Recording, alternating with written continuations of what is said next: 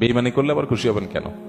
খুশি হবেন এই জন্য যে আলহামদুলিল্লাহ একটা জায়গায় ছিলাম এতদিন, আল্লাহ আমাকে জায়গাটা চিনিয়ে দিস। ও যদি বেঈমানিটা এখন না করতো, আমারে আরো কিছুদিন ভাড়াইয়া তারপরে করতো, আমি আরো বেশি ক্ষতিগ্রস্ত হইতাম। আল্লাহ শুকর, আলহামদুলিল্লাহ আমি যে জায়গায় সময় ব্যয় করছি, এরকম জিগরি দোস্ত বানায় রাখছি, ও আসলে কালসাপ, এটা আল্লাহ তাআলা আমার জানাই দিছে। আলহামদুলিল্লাহ, আমি খুশি হয়ে যাব।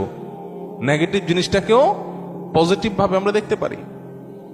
যত হতাশা আছে, এই হতাশা দূর বেশিরভাগ ক্ষেত্রে হয়ে যাবে শুধু মেন্টালিটি পরিবর্তন করলে। আল্লাহ আমাদেরকে সেই তৌফিক দান করুন।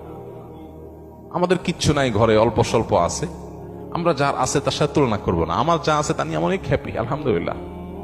আল্লাহ আমার ছেলে মেয়ে সুস্থ রাখছেন, ক্যান্সার দেন নাই, বড় কোনো ব্যাধি দেন না, আল্লাহ শুকর।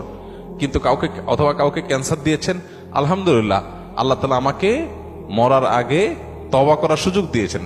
একটা ওয়ার্নিং আসছে, আমি এখন প্রস্তুতি নিয়ে যেতে পারি। অনেকে হঠাৎ চলে যাচ্ছে অ্যাক্সিডেন্টে, সেটা প্রস্তুতি নিতে পারে নাই। খারাপ কাজ করতে করতে গুনাহের পথে রাখতে তওবা করার আগে সে চলে গেল। আলহামদুলিল্লাহ আমার তো একটা ওয়ার্নিং পিরিয়ড পাইছি, এই সুযোগে আমি তওবা করে আমার আখিরাতটাকে সুন্দর করে যেতে পারি। প্রত্যেকটা নেগেটিভ জিনিসকে পজিটিভ দেখা যায়। বিশেষ করে আজকালকার যে হতাশা, এগুলো বেশিরভাগই হলো আমাদের অনেক খাই খাই স্বভাবের কারণে।